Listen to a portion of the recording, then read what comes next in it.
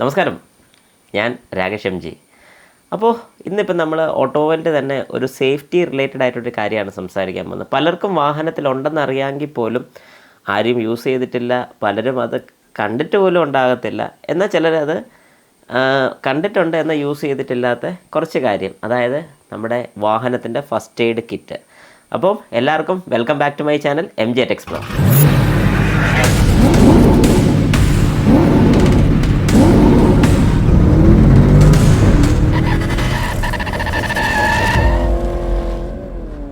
Okay, ഞാനൊരു 3 വാഹനങ്ങളുടെ first aid kit അവിടെ എടുത്ത് വെച്ചിരിക്കുന്നത്. 3 വാഹനങ്ങൾ ഉദ്ദേശിച്ച് മാരുതിയുടെ തന്നെയാണ്, 2 മാരുതിയുടെയാണ്. ഇത് മാരുതിയുടെ തന്നെയാണ്, ഇതും മാരുതിയുടെ തന്നെയാണ്. അപ്പോൾ രണ്ടുപേർക്കും കാണുമ്പോൾ വലിയ വ്യത്യാസമൊന്നും ഫീൽ ചെയ്യുന്നില്ല. പിന്നെ എൻ്റെ ഇരിക്കുന്ന ഒരു TVS എൻ്റെ സ്കൂട്ടറിൻ്റെ തന്നെയാണ് ഈ വരുന്നത്, സ്കൂട്ടറിൻ്റെ ഒരു ഫസ്റ്റ് എയ്ഡ് കിറ്റ്. ഇത് ഞാൻ പറഞ്ഞ പോലെ മാരുതിയുടെ തന്നെയാണ് വരുന്നത്. അപ്പം നമുക്ക് ജസ്റ്റ് ഇന്നത്തെ വീഡിയോ ഞാൻ പറയുന്നതിനെക്കുറിച്ച് എക്സ്പ്ലെയിൻ ചെയ്യാനല്ല, എന്താണ് ഫസ്റ്റ് എയ്ഡ് കിറ്റ് എന്നുള്ളത് ആദ്യം എല്ലാവരും ഒന്ന് മനസ്സിലാക്കുക. എന്തിനാണ് ഇങ്ങനെ ഒരു ഫസ്റ്റ് എയ്ഡ് കിറ്റ് നമ്മുടെ വാഹനത്തിൽ വെച്ചിട്ടുള്ളത്? അതായത് വാഹനം ആക്സിഡൻറ്റ് ഉണ്ടാകുന്ന നേരത്ത് നമുക്ക് യൂസ് ചെയ്യാൻ എന്നുള്ളൊരു ഇത് മാത്രമല്ല അതിനകത്ത് വരുന്നത്. നമ്മളെല്ലാം വാഹനം ഓടിക്കുന്ന ആൾക്കാരാണ്. വാഹനം ഓടിക്കുന്ന സമയത്ത് ഈ പറഞ്ഞ പോലെ ടയർ പഞ്ചറാകുകയോ അങ്ങനെ എന്തെങ്കിലുമൊക്കെ ഇഷ്യൂസ് ഉണ്ടായി കഴിഞ്ഞിട്ട്, അല്ലെങ്കിൽ നമ്മുടെ വാഹനം സ്റ്റാർട്ടാകാതെ വരുമ്പോഴോ നമ്മുടെ ബോണറ്റ് തുറന്നു നോക്കി എന്തെങ്കിലും രീതിക്ക് നമ്മൾ റേഡിയേറ്റർ തുറക്കുകയോ അങ്ങനെ എന്തെങ്കിലും ചെയ്തിട്ട് തിളച്ച വെള്ളം എല്ലാം കയ്യിലോട്ട് വീഴുകയോ എന്ത് ഇഷ്യൂസ് ഉണ്ടായാലോ, അല്ലെങ്കിൽ നമ്മൾ എന്തെങ്കിലും കയറി പിടിച്ച് കഴിയുമ്പോൾ ചൂടായിട്ടിരിക്കുന്ന ഒരു സംഗതിയാണെങ്കിൽ കൈ പൊള്ളുകയോ വല്ലതും ചെയ്താലോ, അല്ലെങ്കിൽ ടയർ അഴിക്കുന്ന സമയത്ത്, അതായത് സ്റ്റെപ്പി ഒന്ന് മാറ്റിയിടാൻ നോക്കുമ്പോൾ ടയർ അഴിക്കുമ്പോൾ സ്ലിപ്പാവോ വല്ലതും ചെയ്ത് കൈ മുറിയോ വല്ലതും ചെയ്ത് കഴിഞ്ഞാലോ, ഇങ്ങനെയൊക്കെ വരുന്ന കേസസിൽ നമ്മൾ പുറത്താണെന്നുണ്ടെങ്കിൽ, അല്ലെങ്കിൽ ഒരു രാത്രി സമയങ്ങളാണെന്നുണ്ടെങ്കിൽ, നമുക്ക് അടുത്ത ഹോസ്പിറ്റലിലോട്ട് അപ്രോച്ച് ചെയ്യുന്നതിന് മുമ്പ് ഒരു ഫസ്റ്റ് എയ്ഡ് ചെയ്യാൻ വേണ്ടിയിട്ടാണ് ഒരു ഫസ്റ്റ് എയ്ഡ് കിറ്റ് ഇതുപോലെ നമ്മുടെ വാഹനത്തിനകത്ത് കൊടുത്തിട്ടുള്ളത്.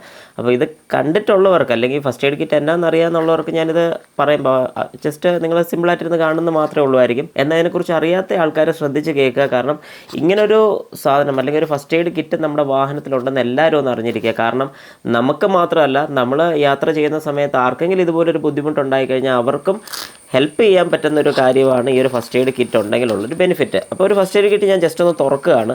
ആ തുറക്കുന്ന സമയത്ത് ആ ഫസ്റ്റ് എയ്ഡ് കിറ്റിനകത്തുള്ള കാര്യങ്ങൾ കംപ്ലീറ്റ് ഒരു നോട്ടിനകത്ത് അവർ കൊടുത്തിട്ടുണ്ട്. എല്ലാവർക്കും ഇപ്പോൾ കാണാൻ സാധിക്കുമായിരിക്കും. ഒരു നോട്ടിനകത്ത് അതിനകത്തുള്ള സാധനങ്ങളുടെ ഫുൾ ഐറ്റംസ് കൊടുത്തിട്ടുണ്ട്.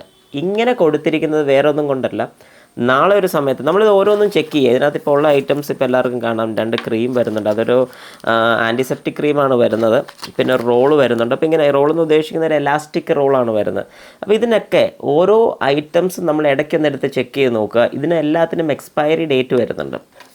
ഈ ഒരു സ്ലിപ്പിനകത്ത് അല്ലെങ്കിൽ ആ ഒരു പേപ്പറിനകത്ത് അവർ വളരെ പ്രത്യേകം പറഞ്ഞിട്ടുണ്ട്, please replace the contents of the kit after expiry. അതായത് ഒരു എക്സ്പയറി ഡേറ്റ് നമ്മൾ കറക്റ്റ് ഒന്ന് അറിഞ്ഞിരിക്കുക. എക്സ്പയറി ആകുന്നതിൻ്റെ മുമ്പായിട്ട് നമ്മളിത് റീപ്ലേസ് ചെയ്യുക. കാരണം പലരും പറയുന്ന പോലെ ഇത് എനിക്ക് ഇന്നവരെ യൂസ് ചെയ്യേണ്ടി വന്നിട്ടില്ല. നമ്മളിത് ശരിക്കും പറഞ്ഞാൽ ഒരു പ്രിക്കോഷൻ എന്നുള്ള രീതിക്ക് മാത്രമാണ് നമ്മുടെ വാഹനത്തിൽ വെച്ചിരിക്കുന്നത്. അല്ല ഇത് യൂസ് ചെയ്യേണ്ടി വരും അല്ലെങ്കിൽ യൂസ് ചെയ്തേ പറ്റും എന്ന് പറഞ്ഞുകൊണ്ടല്ല വെച്ചേക്കുന്നത്. എന്തെങ്കിലും ഒരു അത്യാവശ്യം വരുമ്പോൾ നമുക്ക് ഉപയോഗിക്കാൻ വേണ്ടിയിട്ടാണ്.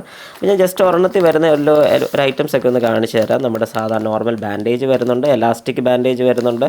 പിന്നെ ഇത് വരുന്നത് നമ്മുടെ സ്റ്റെറിലൈസ്ഡ് ക്ലോത്താണ് വരുന്നത്. ക്ലോത്ത് എന്ന് ഉദ്ദേശിക്കുന്നത് നമ്മുടെ ബാൻഡേജ് പോലെ ചുറ്റാൻ വേണ്ടി, അതായത് എലാസ്റ്റിക് അല്ലാത്ത ടൈപ്പ് ബാൻഡേജാണ് ഈ വരുന്നത്. ഇതും ഒരു ഡ്രസ്സിങ് ബാൻഡേജ് തന്നെയാണ് വരുന്നത്. അപ്പോൾ എല്ലാവർക്കും ഇപ്പോൾ കാണാൻ സാധിക്കുമായിരിക്കും.